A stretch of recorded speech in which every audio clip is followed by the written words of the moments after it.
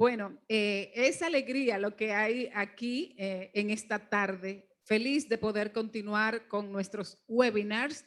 Tuvimos una experiencia maravillosa esta mañana con don Mariano Barrioso y Félix Manuel Lora. Y ahora tenemos un encuentro distinto, pero no distante de los objetivos de esta semana más corta. Mirar lo cotidiano, vivir lo dominicano. Y estamos acompañadas de dos artistas, comunicadoras, actrices de alguna manera, creadoras y sobre todo dos niñas, eternas niñas, que van a conversar esta tarde con nosotros en algo que hemos titulado ingeniosamente de María Moñito a la negrita come coco. Las niñas van de paseo y entonces esas dos niñas van a conversar con otra niña que también dice que ella es una María Moñito y que es muy feliz siendo una María Moñito. Recibamos y recibimos con muchísimo cariño y orgullo a la negrita come coco. Ella es Indira Suero, pero además de ser Indira, es un personaje que promueve la cultura popular dominicana mediante la web y las redes sociales. Ella lucha por la aceptación de los orígenes afrodescendientes de la sociedad y de modo jocoso denuncia desigualdades presentes en el país.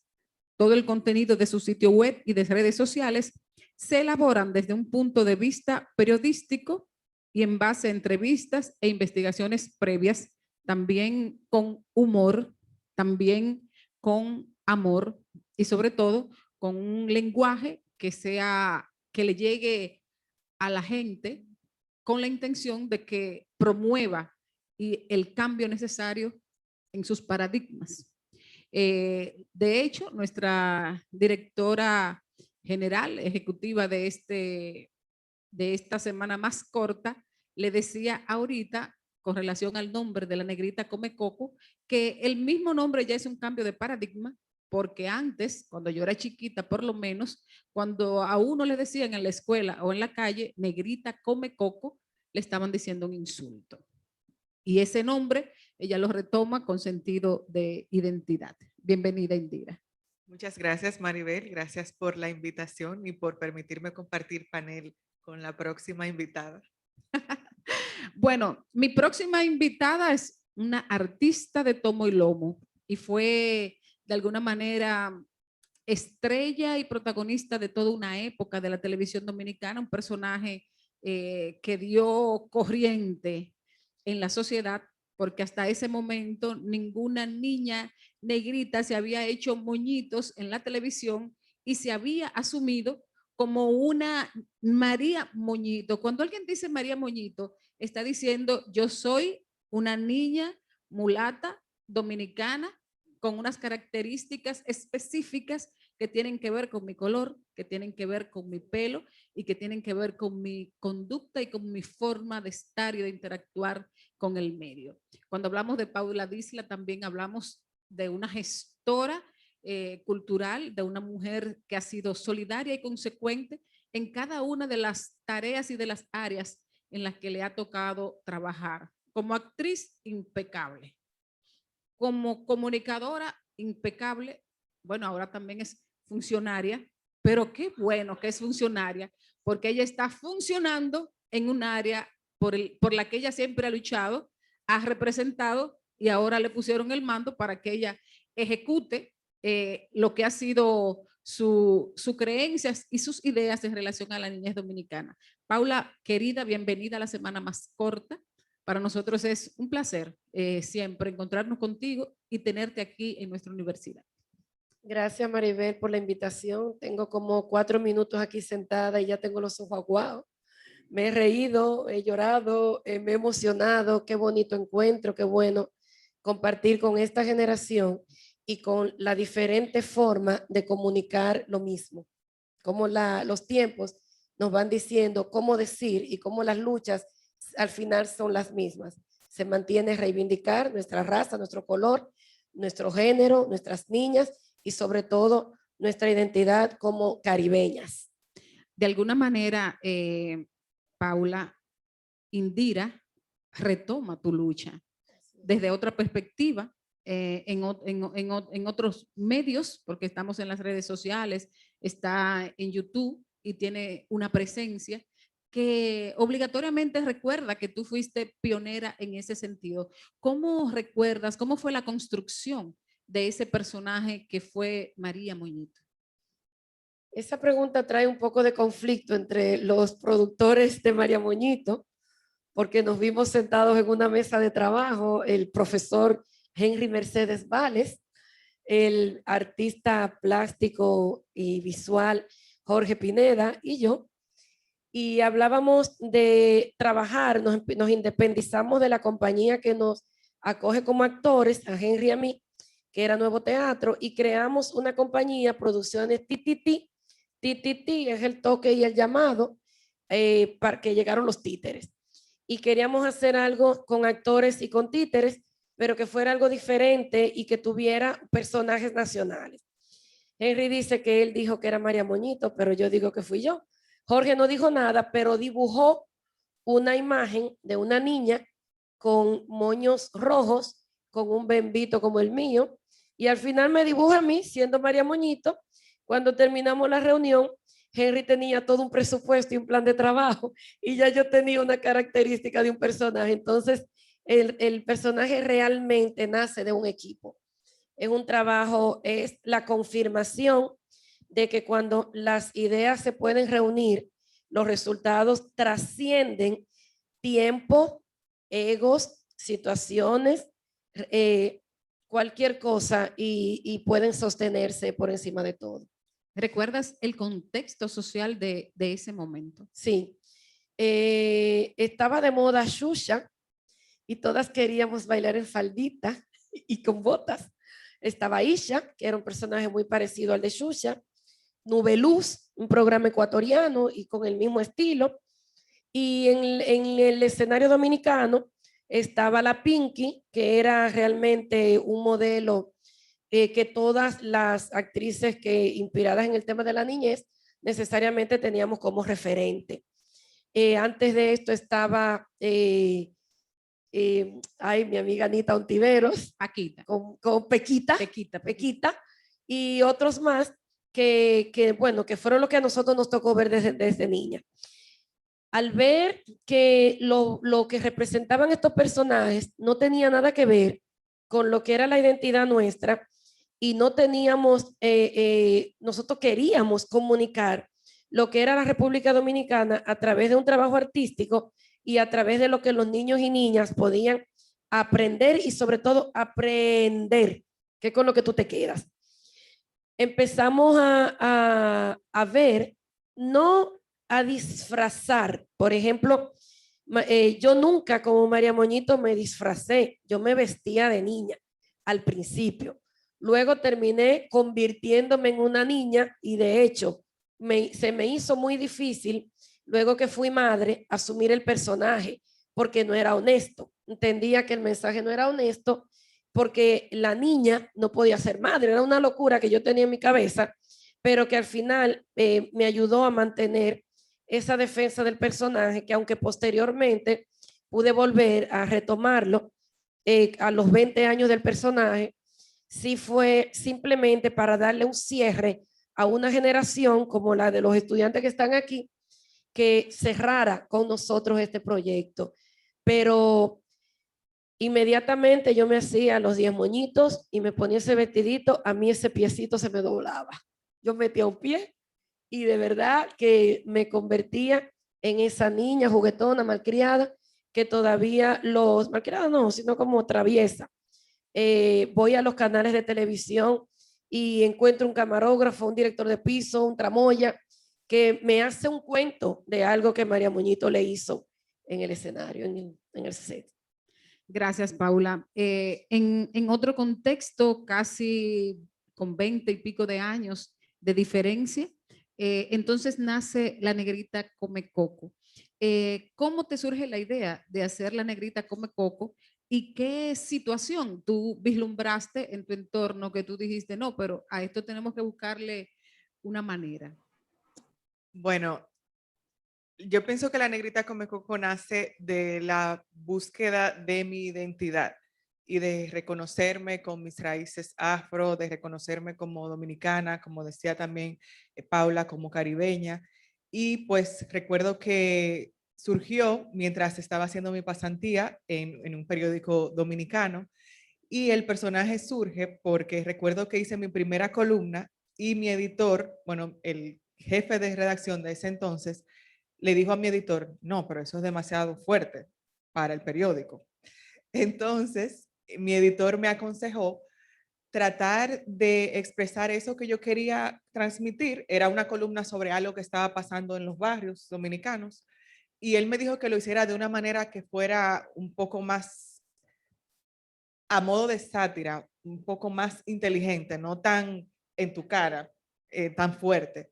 Entonces recuerdo que yo dije, bueno, pues voy a tomar ese personaje que yo desde hace tiempo quiero hacer, que es Negrita Come Coco, y empecé a escribir bajo ese nombre de Negrita Come Coco.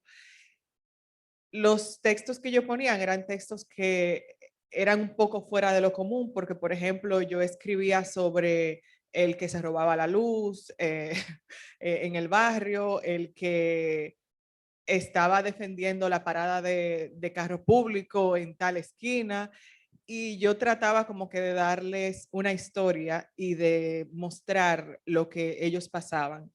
Ya cuando pasó a lo que eran las redes sociales, decidí ampliar mucho más de lo que yo trataba en la Negrita y decidí entrar a ese componente de identidad. Empecé a hablar sobre afrodescendencia, sobre cultura popular, sobre temas de folclore dominicano que tal vez yo no conocía tanto, pero tampoco las personas que eran de mi edad. Entonces ahí fue que empecé a hablar, por ejemplo, en las redes sobre Sarandunga, sobre los Guloyas, sobre todo eso que compone nuestra identidad y que tal vez no estemos tan acostumbrados a ver, a hablar normalmente, ¿no? Sin un prejuicio de por medio, básicamente. Cuando las escucho a las dos y bueno, yo también tengo mi propia historia en torno, y entonces me pregunto, Paula, si no en tu condición de María Moñito y si tú no en tu condición de Negrita Come Coco, sintieron rechazo, si fueron víctimas en algún momento de bullying, que ahora le dicen bullying, pero eso existió siempre. Mira, yo he reflexionado mucho sobre, no esa pregunta, pero sobre ese tema, de si he sido discriminada en algún momento por mi color o mi condición de negra. De hecho, yo siempre me he reconocido negra, aunque me reconozcan como india clara, pero realmente siempre he defendido mi negritud en mis diferentes etapas. Yo creo que yo asumí este rol de María Moñito, que fue mi primera exposición pública tan fuerte, porque inmediatamente sale, provocó un choque en la gente que se quedó. María Moñito era un espectáculo de 2 semanas y terminó siendo 20 años, casi 30 años, y todavía hoy salgo a la calle con mascarilla, con lente y un sombrero y la gente me dice, pero María Moñito. Entonces hubo un impacto fuerte. Y creo que yo estaba tan empoderada que si a mí alguien me hizo bullying, yo no me di cuenta. O sea, nunca sentí que me discriminaran por mi color. No niego que pudo serlo, porque la facturación de nuestro programa, si bien no era mala, no era la mejor. Si bien a nosotros cuando íbamos a una publicitaria, ya se había dicho que los programas educativos no vendían y nosotros sí vendíamos. Entonces nos apoyaban con una facturación inferior a la de los otros, pero nos apoyaban. Entonces sí había una discriminación. Ahora, el hecho de no haberlo asumido en aquel momento, yo creo que fue una ventaja, porque como que le maté el gallo en la funda, o sea, no importa, me resbaló. Si lo hubo, me resbaló. Y creo que el equipo también, que simplemente nosotros seguimos adelante. Bueno, una crítica que siempre me hacían era el tema de los labios. Y la verdad es que un hallazgo para mi identidad como mujer es la maravilla de tener ese bembe tan grande y de pintármelo de rojo. De hecho, no hay una, yo soy docente y cuando trabajo con niños, con niñas, siempre hay un pintalabios rojo para las niñas, pero no es para que se pinten la boca, es para que resalte sus labios negros porque rojos, porque eso es lo que nos da, nos apoya en esa identidad.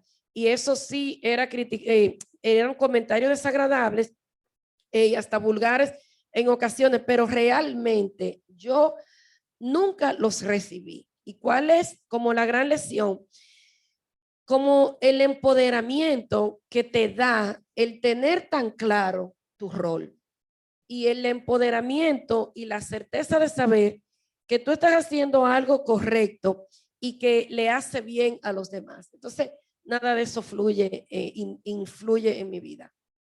Hay un pequeño detalle con esa afirmación que has hecho, y es que hay una percepción con relación a la negritud y al pelo. Si tú eres negrita, pero eres pelo lacio, eres menos negra.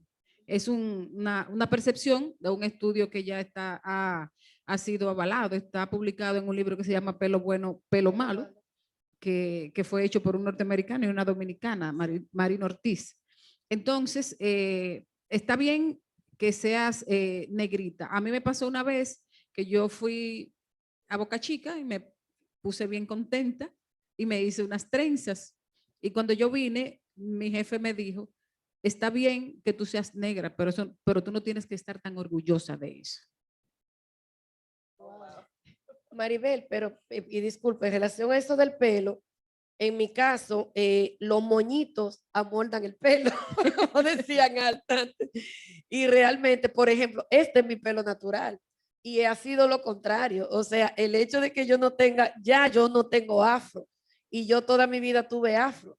Entonces, el tema de los moñitos, al quitarme los moñitos, yo nada más tenía que hacer esto y el pelo se queda igualito. Entonces, esa era una crítica, que yo no tenía un afro. Entonces, igualmente, yo puedo ser negra con el pelo lacio. O sea, esa es la maravilla de la diversidad de nosotros. Y como buscando la solución al tema del pelo, en ocasiones a mí me decían que es que mi pelo, como si fuera un debate, Ajá. que es que mi pelo es macho, porque el pelo macho es duro, es gordo y no se va para ningún lado, ni es bueno ni es malo. Bueno, en En mi tu caso. caso, yo diría que sí sufrí discriminación, pero para mí era algo normal. Yo, por ejemplo, me crié en La Vega y en ese tiempo todas mis amiguitas y también mi familia eran mucho más claras que yo y tenían el pelo lacio. Entonces yo era diferente, pero yo era pequeña, o sea, para mí era algo normal que yo fuera diferente, que yo fuera la más oscura. Recuerdo que mi mamá, por ejemplo, me dijo que había una vecina que me llamaba y llamaba a todo el mundo y decía, entonces empezaba como que a revisarme el cabello y decía, mírenle el cabello a ella, mírenle el cabello. Entonces, para mí era como, ya yo estaba acostumbrada a ese tipo de acciones y a ese tipo de comentarios. A mí me alisaron, por ejemplo, también a los 5 años, o sea que yo entendía ese proceso de alisarme, de que me dijeran pelo malo, etcétera, para mí era algo normal.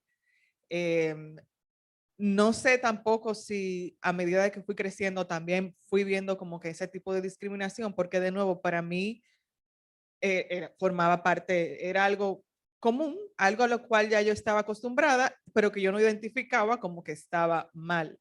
Ya a medida así de que yo pues entro a la universidad y empiezo como que a ver diferentes perspectivas y formas de ser, entonces ahí fue que yo dije, bueno, pero hay algo que no está bien dentro de lo que para mí es normal. Y nada, esa más o menos ha sido mi experiencia. Ahora, a propósito, Maribel, quería contribuir. Yo me hice trenzas, recuerdo, y salí en un salón en el Conde, y cuando salí, había un politour.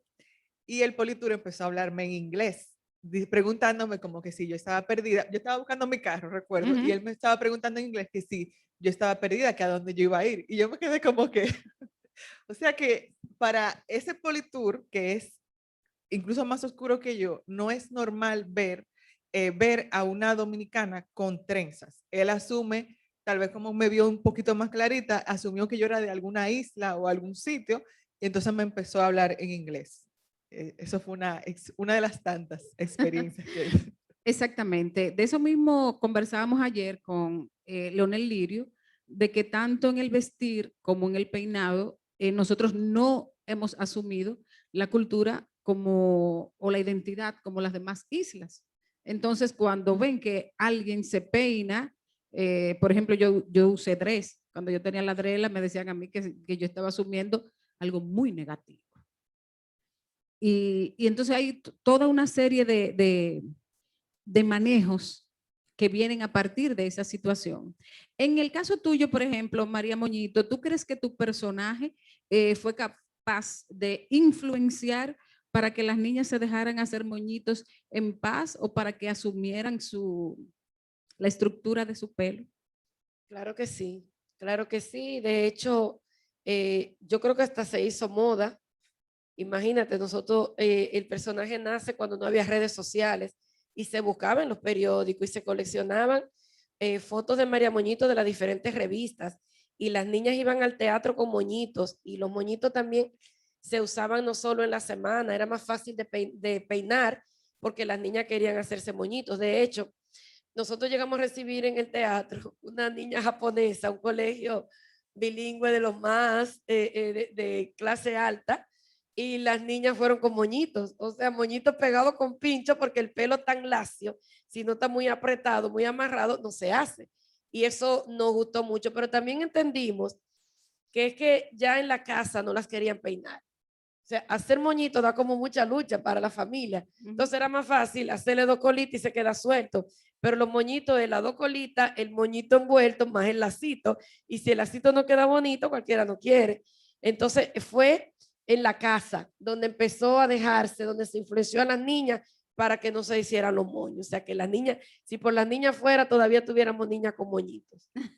En esa investigación de pelo bueno, pelo malo, un estudio antropológico de los salones de belleza de Murray y Ortiz, es que la República Dominicana en relación al pelo, por ejemplo, excede nuestras fronteras.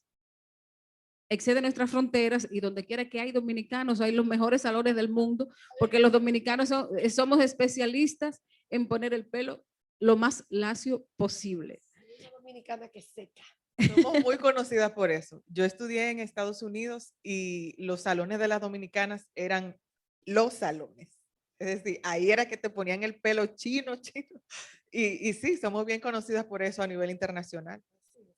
De hecho, en una investigación un libro, fruto de una investigación que hizo una española, cuyos padres y abuelos habían venido de África a España y que había sufrido muchísimo bullying, empezó a tener problemas en la escuela allá en España, y en su libro que se llama Ser Mujer Negra en España, Desiree Vela, habla de cómo su mamá consiguió, para resolver el problema de identidad de ella, consiguió un salón de unas dominicanas.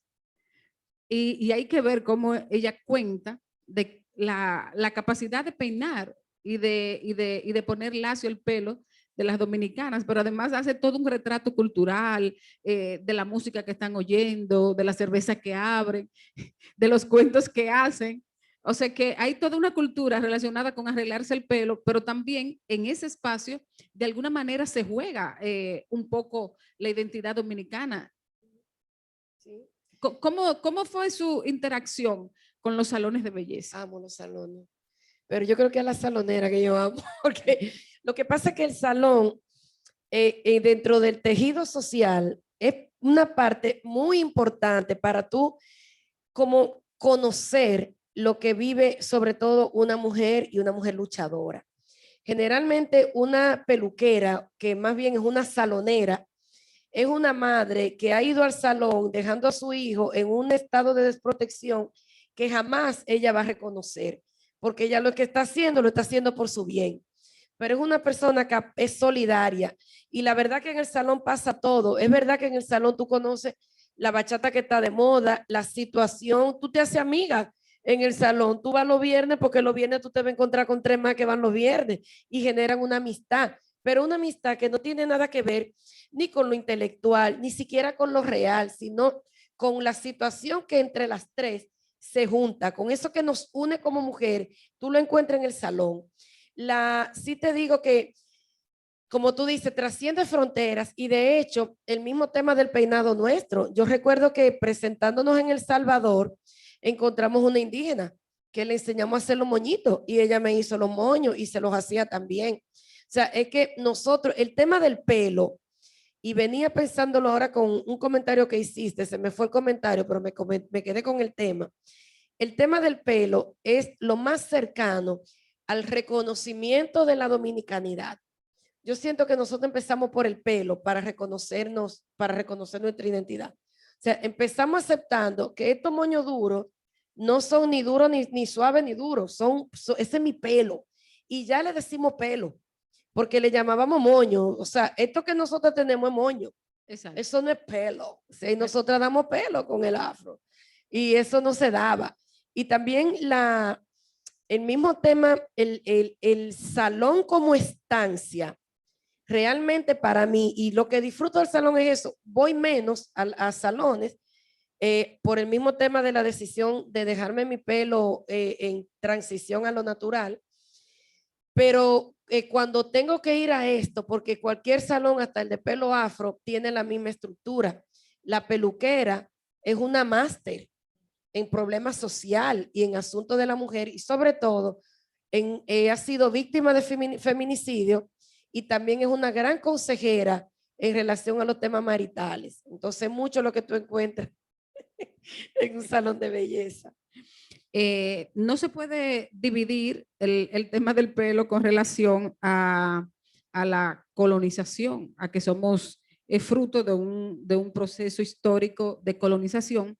Y la propia Vela, Desiree Vela, que mencioné ahorita, habla del pelo en África antes de que salieran, antes de que lo llevaran a los esclavos.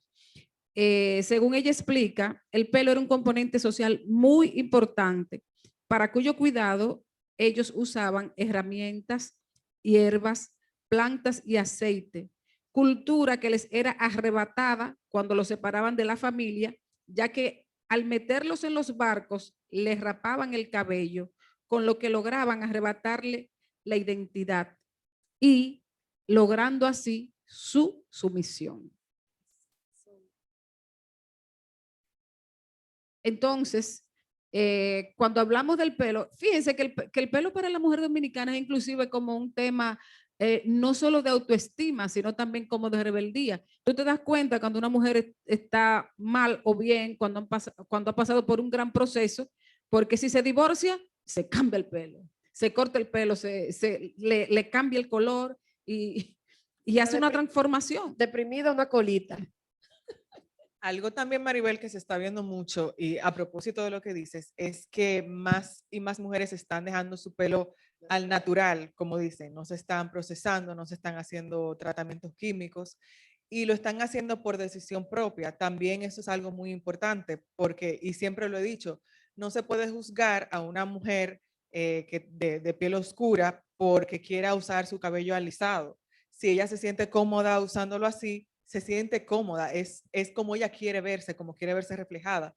Pero también sí hay que reconocer que hay muchas mujeres que entienden que esa no es su imagen y se están dejando su pelo afro y uno las ve en las calles y hace unos años no se veía eso. Entonces, eso indica también que en cierto modo nos estamos apropiando de quiénes somos o estamos tratando de comprender quiénes somos, estamos prestando atención a ese tipo de temas.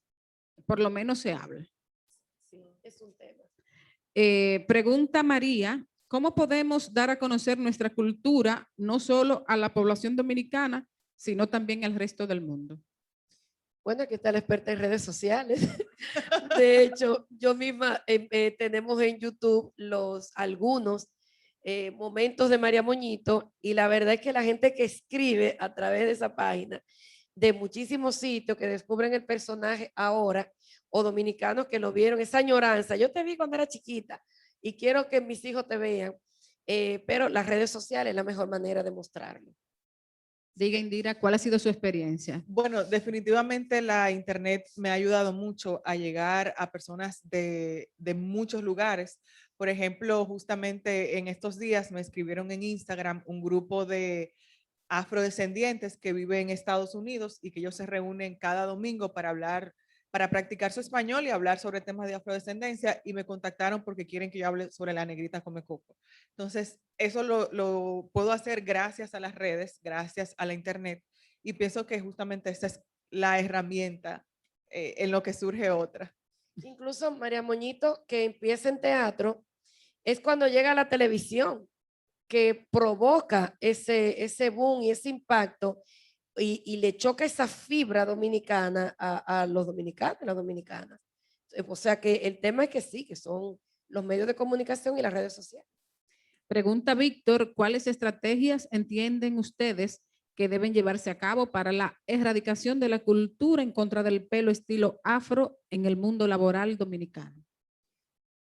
Bueno, es un reto, sobre todo cuando, en mi caso, que ahora dirijo una institución, me encanta cuando la mesa se me llena. Bueno, me acompañan algunos greñuditos aquí. Cuando la mesa está llena de gente con su propia identidad. Desde la que tiene el super afro, que cuando tenemos una actividad de gala se lo pone más grande, o de la que tiene el pelo súper liso, que cuando también se lo pone liso, todos los colores. Yo creo que es un tema de que los incumbentes, los dirigentes de instituciones, también se acepten y acepten la diversidad como parte de lo que somos cada uno, y a partir de ahí van a aceptar lo que es esa belleza que le da la diferencia cuando cada uno acepta lo que es. Y yo creo que debe comenzar por ahí, con el ejemplo que den quienes dirigen las instituciones. Exactamente. Y yo estoy de acuerdo con algo que decía Indira, que es lo importante, es que cada cual asuma su personalidad sin ningún tipo de imposiciones. Pero ¿qué pasa? Que tenemos que tener en cuenta también de que hay un modelo de pensamiento y de trabajo que se va heredando de madre a hija y se va traspasando. Las madres que no saben bregar con ese pelo, que no quieren bregar con ese pelo. La opción más fácil. La opción más fácil es a los 5 años ponerle de rizado a una niña, poniéndola en peligro. El tema químico también. ¿Tú recuerdas esa experiencia de alguna manera? Bueno, yo me acuerdo de las cajitas que eran como que bien bonitas porque tenían a una niña, venían de fuera, me la traían. Se llama Katiuska. Se llama. Entonces tenía como que Perdón. la muchachita con su pelito muy bonito, y era como que un proceso, ver la cajita era como que me voy a poner bonita. Eso era como lo que yo tenía en mi mente. Ese es el recuerdo que tengo de cuando era pequeña, pero ya a medida de que fui creciendo, sí recuerdo, por ejemplo, en los salones, todo lo que inventaban las saloneras para poner el pelo lo más lacio posible, y la mezcla de químicos también, esa lejía, o sea, yo recuerdo todo eso, recuerdo las quemaduras, pero nada, eso formaba parte de lo que yo veía y lo que yo entendía que tenía que hacer cada cierto tiempo. Maribel, Además, ¿puedo acotar algo en sí, ese claro. sentido? Es la casa la que te enseña, la que te empieza a dar esa capacidad de tú respetarte como persona, asumiendo lo que eres. Porque, por ejemplo, en mi casa, con mi hija, realmente el tema de los moñitos cuando son muy pequeñas, apretar el pelo tampoco ayuda mucho. Lo que ayuda es el pelo libre. Y recuerdo que en una ocasión, una profesora en el preescolar, ella llegó con el pelo amarrado porque a la profesora le daba calor verle ese greñero. Y ella lloró tanto pero yo entendí que la profesora violó su dignidad como niña. Tenía como 4 años y yo fui al otro día a llevarle la colita a la profesora para que cuando le diera calor se amarrara el pelo, porque a la niña no le daba calor el pelo así. Y ella al crecer, sí, claro, jamás en la vida la maestra aprendió, sí, y ella creció con su greñero y sus 2 cositas aquí, lo que ella quisiera con su pelo así. Pero en la adolescencia, por el mismo tema de los grupos, ella quiso laciarse el pelo y se lació su pelo y le duró 2 años ese sacrificio de plancharse los moños hasta que ahora asumió su pelo natural y ya hizo su proceso y tiene su pelo natural. O sea, ella está convencida de que eso es lo que ella es, pero vivió sus etapas. Analí Quesada pregunta, hola, un saludo a la profe Indira. Mi pregunta es, si alguna vez se sintió limitada a expresarte como periodista en temas culturales de este tipo que son controversiales. Bueno, sí tuve limitaciones y justamente fue por eso que decidí crear el sitio web de La Negrita Come Coco, porque sí recibí comentarios de que hablar mucho del tipo de cultura que yo hablaba no le gustaba mucho al periódico. Yo, por ejemplo, hablaba mucho sobre folclore, las fiestas vudú, etcétera. Entonces era algo que no iba con la línea del periódico y yo lo que hice fue, bueno, ok, yo respeto eso. Yo lo que voy a hacer es que voy a abrir mi sitio web y ahí yo voy a hablar de todo lo que a mí se me venga en gana, literalmente. Y es lo que he hecho hasta ahora. Una pregunta interesante, ¿eso te ha permitido generar recursos? No lo he monetizado porque no lo hice como un modelo de negocios, pero sí, gracias a La Negrita Come Coco, conseguí mi beca Fulbright para hacer mi maestría en Estados Unidos. Justamente eso fue lo que le gustó al el jurado Que te evaluó. que me evaluó. Excelente. Cristal pregunta, ¿qué opinan ustedes sobre el caso de niñas que son discriminadas por sus familiares por la diferencia física? ¿Qué apoyo se le puede ofrecer, ya que eso suele destruir su autoestima?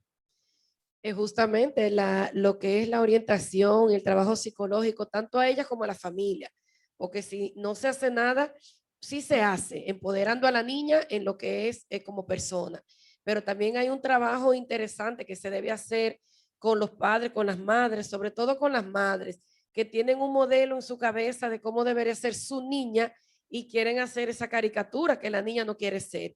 Ahí caemos todas en algún momento y es tal vez parte del proceso de ser madre como algo natural. ¿Y cómo corregir esto? ¿Cómo una madre puede corregir a su niña, corregirla, atendiendo lo que ella también quisiera? Y no es más que dejarse llevar del manual que trae cada hijo o cada hija. Pero ya hay muchas clubes de chicas, hay muchos espacios web donde las niñas encuentran orientación y las que no encuentran, yo siento que lo mejor es la orientación en la propia comunidad, o sea, la familia, las reuniones de madres, pero creo que cada vez hay más aceptación de la persona como es, incluyendo esta persona desde los primeros años de vida. Así es. Yo quería agregar algo. Yo recuerdo que fui a un taller sobre identidad en Miches y era un taller para niñas pequeñas. Y recuerdo que fui con mi amiga Carolina Contreras de Mis Rizos. El taller consistía en que las niñas se pintaran, que se pintaran como eran ellas. Y recuerdo que había una niña muy bonita que ella se pintó y ella se pintó blanca con los ojos azules y el pelo lacio rubio.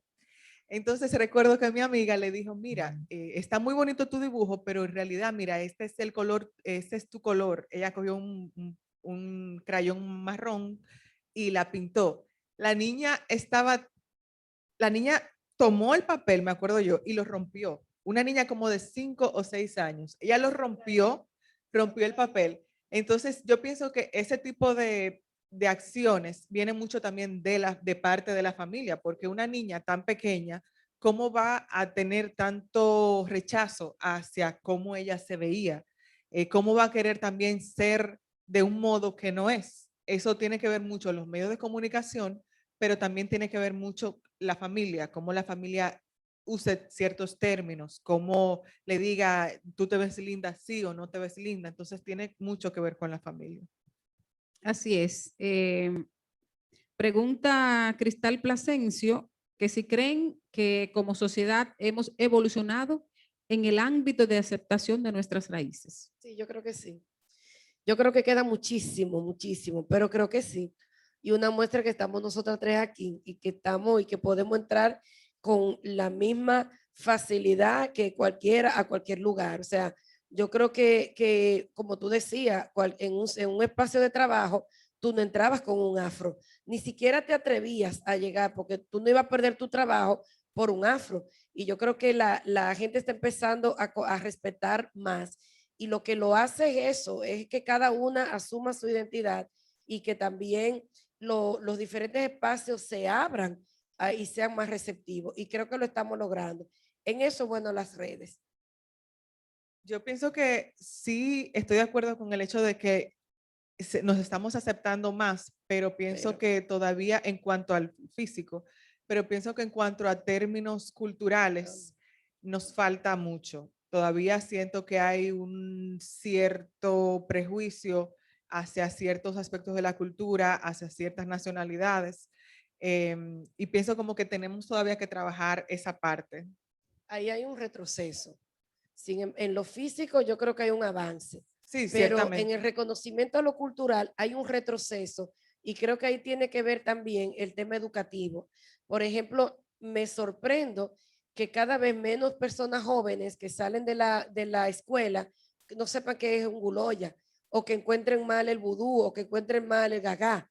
O sea, cada vez lo veo más y eso yo no lo veía como algo parte de nuestra cultura, que lo aprendíamos, lo estudiábamos y ahora las mismas personas jóvenes lo encuentran mal. Ahora recientemente falleció Nadal Walcott. Ajá. Y en su funeral fueron guloyas. Y recuerdo que una amiga me envió un post que publicaron en un periódico de aquí y la mayoría de comentarios era como que ¿y esa lo que era? ¿Y qué es eso? Y entonces era obviamente gente joven, porque la mayoría de personas que usan el Instagram, por ejemplo, son gente joven. Entonces, el que exista tanto desconocimiento de expresiones que son de nuestra cultura, que están ahí, eso me indica a mí que no nos conocemos mucho como nuestra identidad, no solamente pensar en la parte afrodescendiente, sino cada uno de los componentes que nos hacen ser dominicanos. Y yo iría más lejos, Indira, y creo que no solo con relación a la identidad propia, sino también que estamos viendo tan subjetivamente la cultura que no entendemos ni siquiera la dinámica de cómo se establece la cultura de una determinada sociedad o de un determinado pueblo. Yo decía hace una semana en una entrevista que me hicieron que la dinámica educativa tiene que cambiar. Por ejemplo, yo soy de Monteplata, yo sé cuáles son los valores de Monteplata, pero las generaciones que vinieron después de mí no saben quién es Miguel Ángel Monclús, no conocen sus personajes, no conocen su historia, no conocen nada de lo que tiene que ver con ellos, simplemente porque estamos trabajando con una educación homogenizada que viene dictada a través de muchas editoriales que han trabajado y están trabajando un manual globalizado de educación y eso tenemos una cultura universal, sabemos todo del mundo, pero a la vez no sabemos nada porque no sabemos nada de nosotros. Esta universidad y sobre todo en este momento en que la semana más corta elige que nuestros estudiantes trabajen el tema de la cultura dominicana, de la dominicanidad, de su identidad, es precisamente para ir llenando esos vacíos de cara a ellos que son los creadores del futuro, para que ellos puedan llenar esos espacios. Pero eso se ve, qué bueno que este espacio académico lo permita cuando comienzan a hacer sus creaciones y por ejemplo, en el tema infantil, siempre quieren irse a Disney y no encuentran, no es que busquen a María Moñito, no es que hagan la creación, que le den un sello local con que ella eligió La Negrita Come Coco, pero wow, es una reflexión dura la que tú haces cuando tú la sacas de manera positiva. Tú estás diciendo, rompo con el bullying, rompo con la discriminación, tú estás dando un mensaje en eso, que primero tú te ríes, pero lo internalizas. Entonces, si estos creadores o estudiantes que se están preparando para lo que es la creación, si en su objetivo no tienen aportar a lo que es la identidad de su país y que es la identidad de ellos y de ellas, no van a tener un producto interesante. No lo van a tener porque lo que le da a cada uno, lo que te garantiza un éxito y una tal vez permanencia, es tu propio sello. Y eso te lo da lo de tu país. ¿Qué le da ese toque, por ejemplo, a la chef Tita? Cuando te hace un sancocho, pero el sancocho de la chef Tita es el sancocho dominicano especial, una habichuela que ella le pone un toquecito. Eso de aquí se convierte en una cosa internacional grande, pero ella comienza por lo propio. Igualmente pasa en estos procesos de creación. A la hora de elegir un casting, todavía no estamos yendo al casting, al modelo de la muchachita, de la rubia. Era la misma que mi hija pintaba, su mamá era del color, el pelo de mío era del color amarillo. Y yo tenía que decir, ay, algún día seré tu mamá, hasta que me pintó de negra y ya fui su madre. Pero pasará siempre lo mismo. Si seguimos haciendo en los cortos que tienen que hacer como estudiantes para cualquier asignatura, seguimos buscando estereotipos de Hollywood que no existen ni siquiera allá, entonces no vamos a llegar nunca a lo que es el objetivo del arte, la verdad, desde la forma en que tú la veas, pero lo que busca el arte es la verdad, una transformación de la verdad y de la libertad. Y sobre todo que esa verdad esté conectada con tu entorno. No, En no una conversación que sostuvo esta tarde Félix Manuel Lora con el presidente de la Academia del Cine Español, decía don Mariano Barrioso, para ser universal hay que ser muy local. O sea, para tú alcanzar el reconocimiento, tú tienes que contar mejor que nadie tu propia historia, para que tú le des a ese auditorio, a ese público, para que tú le des algo nuevo, algo que lo sorprenda, algo que no conozcan. Pregunta aquí Sauris. Ah, no, no es una pregunta. Dice Sauris, tuve una gran experiencia con mi pelo. Me hice el gran corte y dejé mi cabello natural crecer. Fue muy difícil integrarme porque recibí muchos comentarios despectivos. ¿Por qué criticar a esas personas que solo enaltecen su belleza natural y caribeña? Yo, en cierto modo, no juzgo a quienes critican, porque yo lo que entiendo es que crecieron en un entorno en el cual eso era normal y entienden que no es normal ver una persona que se haga un gran corte, por ejemplo, o que use rastas, o que lleve trenzas, o que se ponga el pelo como quiera. Entonces, algo que tengo muy claro es que no puedo juzgar a las personas que me juzgan a mí, porque tengo que comprender también su contexto, de dónde vienen.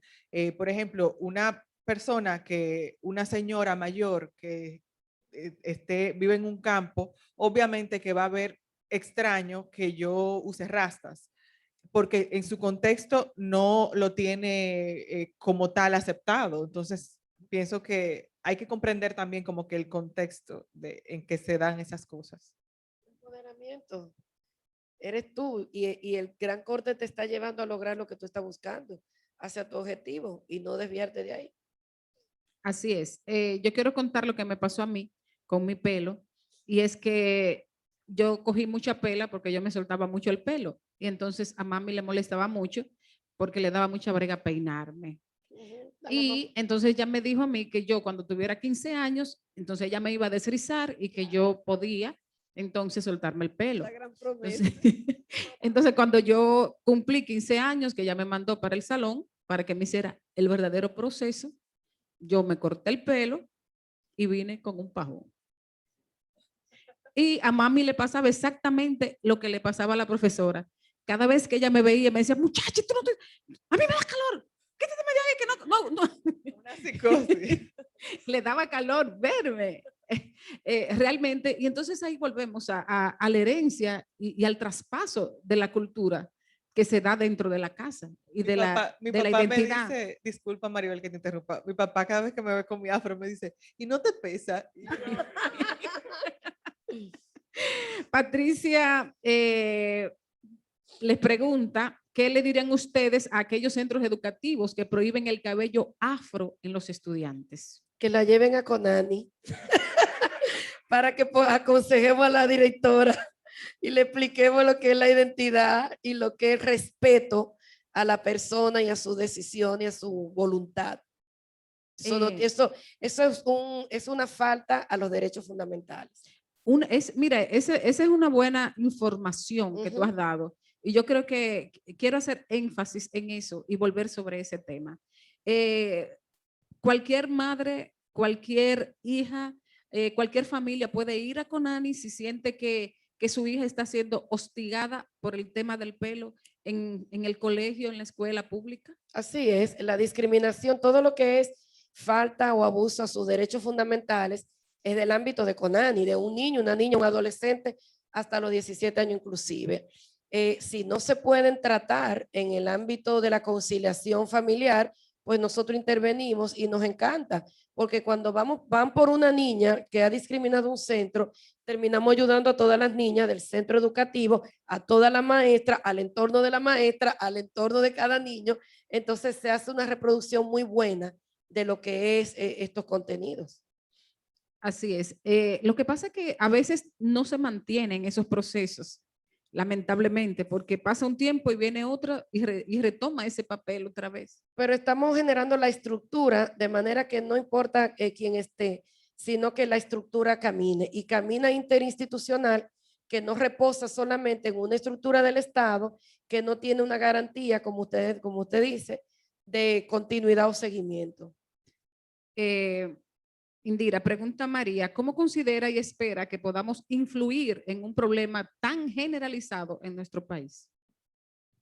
Bueno, yo pienso que al menos tanto mi generación como la que está surgiendo tiene mucho poder. Estamos mucho más conscientes tal vez de otras generaciones que han pasado, que no tenían ese nivel de conciencia o no veían otros ejemplos a su alrededor para poder empoderarse. Y yo pienso que tenemos muchísimo poder y por eso hay que tener tan en cuenta los mensajes que comunicamos, qué decidimos comunicar, cómo lo decidimos hacer, porque en realidad tenemos poder de moldear una sociedad y de cambiar ideas que están infundadas en la sociedad que no son positivas. Pregunta Cristal Alcántara, ¿qué recomendaciones darían a este sistema educativo, ya que la historia y cultura que mayormente comparten es extranjera? La aceptación a nuestra identidad, porque comienza en los estamentos de nuestro propio Estado, o sea, en las estructuras del Estado, la aceptación. Y de hecho, la identidad es parte de los principios de nuestra Constitución. La identidad está consignada incluso en la Estrategia Nacional de Desarrollo.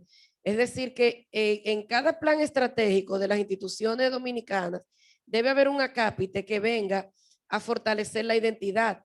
No es cultura la que está llamada a esto, que es su misión, pero es misión también de educación, que los niños y niñas crezcan con sus valores culturales claros, con una identidad clara, definida, reconocida y aceptada. Entonces, es que cumplan con lo que están llamados a hacer.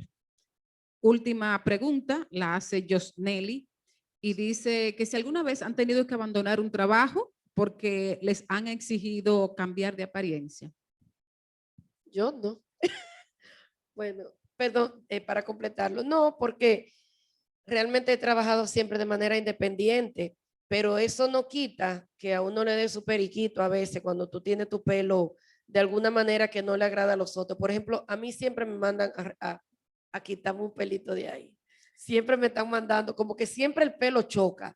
Y de verdad que yo quisiera estar un poco más despeinada cada vez, pero es como si a los otros les molestara. Y yo creo que poco a poco van a ir viéndome más despeinada. Pero nunca he tenido que dejar de hacer algo que yo quiera por mi pelo.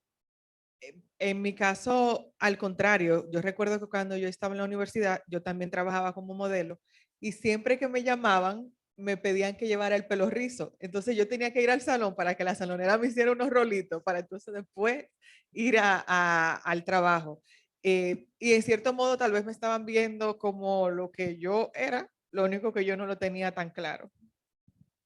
Bueno, yo creo que el diálogo ha sido más que claro, que ha quedado asentado realmente de que cuando uno tiene una visión y tiene el poder de imponer o de traspasar esa visión a otros, las cosas cambian. Yo creo que definitivamente María Moñito cambió toda una generación y pienso que en este momento en que hay una preocupación mayor y una aceptación mayor de identidad, también la Negrita Come Coco está haciendo su trabajo. Tenemos que seguir trabajando, tenemos que seguir luchando. Tú desde los medios, Indira, y la doctora Paula, desde el lugar que le toca, que es la oficialidad. A veces uno tira piedras desde el otro lado y cuando le toca pararlas, le toca también hacer lo propio. Muchísimas gracias a las dos. Gracias, Indira. Gracias, Paula, por este conversatorio tan interesante. Gracias, por supuesto, a nuestra escuela, a nuestra directora, Ana Bélgica, al maestro Félix, a todo el equipo que está dejando el forro cada día para que nuestro estudiantado y todas las personas interesadas en estos temas a través de las redes sociales puedan también crecer con nosotros y crecer también con estos temas de mirar lo cotidiano, vivir lo dominicano de la semana más corta. Hasta mañana.